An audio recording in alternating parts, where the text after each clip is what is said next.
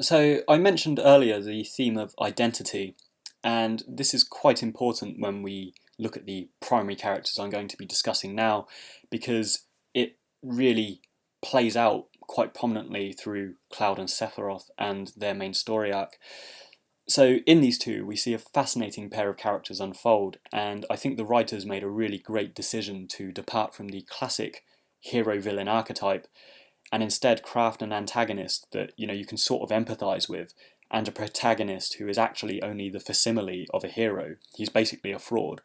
So unlike the Jungian hero archetype I covered in Final Fantasy X and that clip, Cloud comes packaged as the finished article, this stoic professional who, rather than having this sudden call to adventure and an older guide, which would have come in the form of Zack and predates the events of Seven and Meteor Fall, he is merely fulfilling a mercenary contract for Avalanche. His stoic, disinterested demeanour prevails for most of the first disc of the game, and it's only when Tifa starts kind of noting holes in his backstory that everything kind of shifts into Philip K. Dick territory, and we realise that we've so far been witnessing a false reality, an unreliable hero who's not actively deceptive, but rather undergoing a severe kind of crisis of self-perception following Mako poisoning and trauma.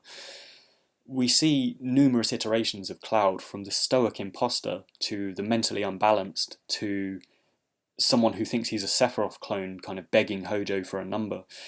And it's only through Mako-induced vegetation and a trip into his subconscious later in the game that we are finally able to salvage a Cloud that's a truer representation of his original and authentic self.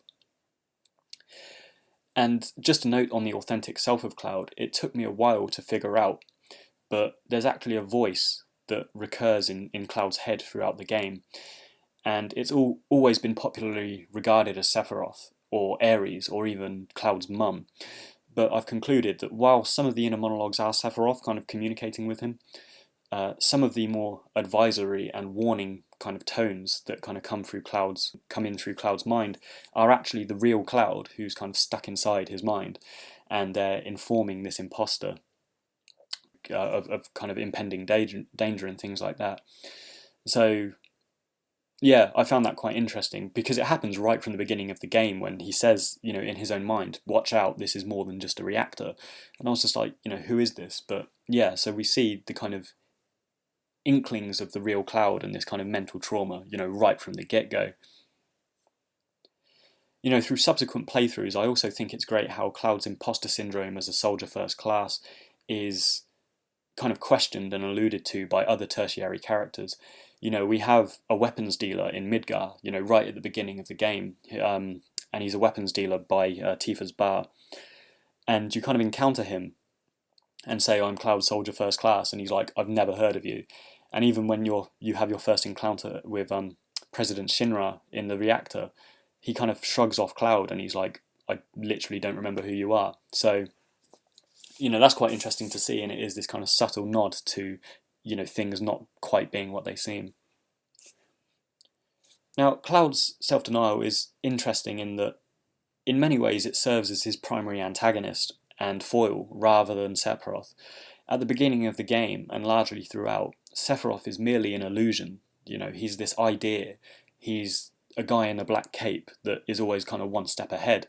So, in many respects, Cloud is chasing his own dilemma rather than a tangible Sephiroth who remains in stasis at the northern crater until basically the end of the game.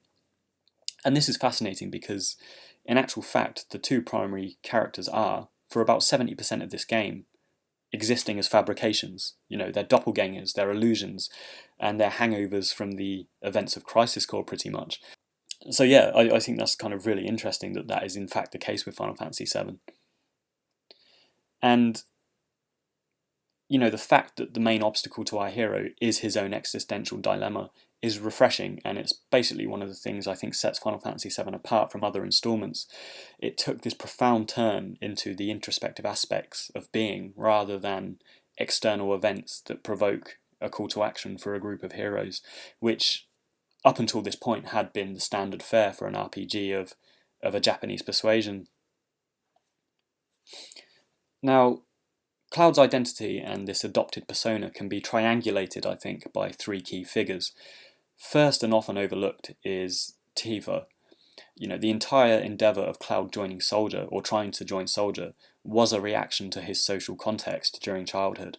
We quite literally have a girl next door scenario who he desired but was reluctant or incapable of obtaining. And this was the catalyst, I think, for his decision to try and emulate Sephiroth. Now, Sephiroth embodies everything Cloud lacks, fame, charisma, physical and mental aptitude, and is basically a deified Ubermensch, and Cloud feels that, becoming this would earn the attention and respect of his peers, and specifically Tifa, who we often see kind of fawned over by the other children of Nibelheim. And, by comparison, we see Cloud kind of brooding and internalizing, on his own. So it's safe to say that Tifa prompts Cloud's journey to Midgar in an effort to become Soldier First Class. Now, the second character to inform Cloud's identity is, of course, Zack, in a very literal way. Everything from his look to his mannerisms are the template for who Cloud wishes to be, and eventually does fraudulently, become. Crisis Core shows us Zack as a successful and increasingly famous up-and-coming soldier, but the original game doesn't, Meteorfall, Final Fantasy VII proper, doesn't give him that much elaboration. Our knowledge of Zack comes from flashbacks and passing comments, such as from his parents at Gongaga Village, and most significantly his rescue of Cloud at Nibelheim. So these flashbacks bridge Cloud's past with his present and how he came to be in possession of the Buster Sword and indeed carrying out mercenary contracts for Avalanche. Now, the sword and the mercenary profession are, of course, Zack's legacy being lived out through Cloud, who at the beginning of the game is essentially an abrasive blank slate personality and just a ghost, like a facsimile of Zack's hopes and dreams, which were, discussed in the flashback when they're in the back of that truck and Cloud's basically in a Mako-induced coma. And the third character to inform Cloud's identity is, of course, Sephiroth.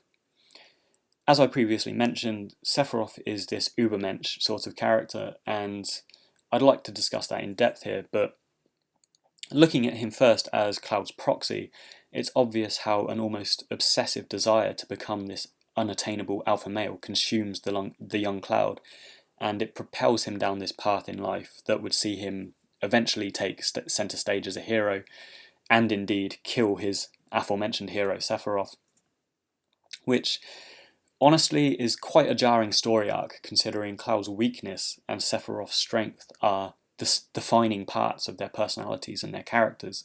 So having Cloud kill Sephiroth was always a necessary but quite questionable climax.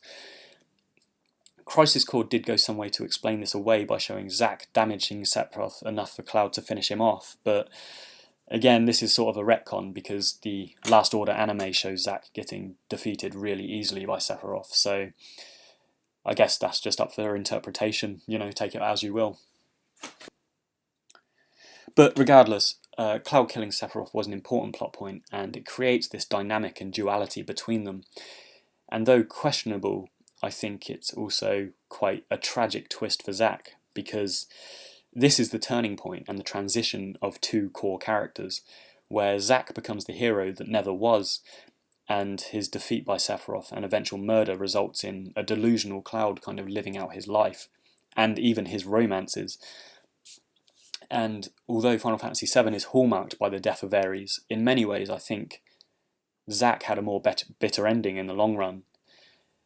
He is tied into and lingers over many events and characters in this game, but has dwindled to the point of being forgotten essentially, which many would argue is a fate worse than death, and I really do feel quite bad for this character, by the time Meteorfall comes around. So anyway, in conclusion, Sephiroth goes from Cloud's greatest hero to Cloud's greatest adversary, and in doing so maintains a potent relevance to how Cloud's identity develops over the course of the game and beyond, well into the events of Advent Children, for example, where we see this malignance kind of come back to challenge Cloud once more. Now, For Sephiroth's part, as a character, he comes across as a complex personality who prevailed successfully in Soldier until discovering his origins at the Nibelheim reactor. Efforts to humanise him are used to really great, albeit subtle effect, such as the idle conversation that takes place in the truck on the way to Nibelheim. It's a great device for kind of crafting empathy for this character, and it also brings him down to earth in a lot of ways, which simply haven't happened with other Final Fantasy villains. You know, Kefka, Ultimecia, and Kuja, as the closest canonical examples, all exert this degree of theatricality and bombast that fit into a camp stereotype sort of villain. But Sephiroth comes packaged as overtly humane. You know, he has a sense of humour, he has a genuine, although quite stoic, compassion for his comrades, and a climactic episode of Mania shows him really grappling and trying to rationalise his identity and rationalise these origins. So it shows a degree of logic and reason about him that make him very human, that obviously kind of erodes nonetheless, because of course he finds out this terrible thing about his birth and his conception. Another aspect of Sephiroth that comes across clearly is this stoic detachment from those around him. It's a personality trait that he shares with Cloud, but where Cloud is salvaged due to Tifa and, you know, the friendship with his party, Sephiroth remains stoic and isolated and autonomous. You know, nobody attempted to save him while his insanity kind of manifested in the Shinra mansion. And this is another reason why I think we can sympathise with him in some ways. In Cloud's showdown with him in the reactor, Cloud explains, you know, he's going crazy and he's saying how he looked up to him and he idolised him. But this is not the same as being friends with someone, you know. There's always been a necessary divide between those with power and those that aspire towards it. And this is the great tragedy of Sephiroth. You know, as someone who was peerless, even among comrades like Genesis and Angeal from Crisis Core, there was nobody truly who could emote with him on the same level as him. And on a final note, I think Sephiroth's strength and inhuman abilities are presented fantastically in the game. You know, the way people discuss him and this almost mythic status, for example, you know, Cloud noting whilst looking at the dead President Shinra that only Sephiroth could wield the Masamune sword. This combined with how he appears in battle, you know, in the flashback sequences, and finally how he manages to manipulate Genova cells in the Shinra Tower to manifest a clone of himself through sheer force of will. I think, you know, the sheer aptitude for violence and unearthly manipulations and sci-fi aspects of his character contribute to this mystique and overall appeal in the game. You know, and I think it's why he's probably such a popular, you know, antagonist and wins all these awards for best bad guy in video game history and whatnot, because, you know, it's just absolutely fantastic how they craft this mystique and this intimidating aspect to his character.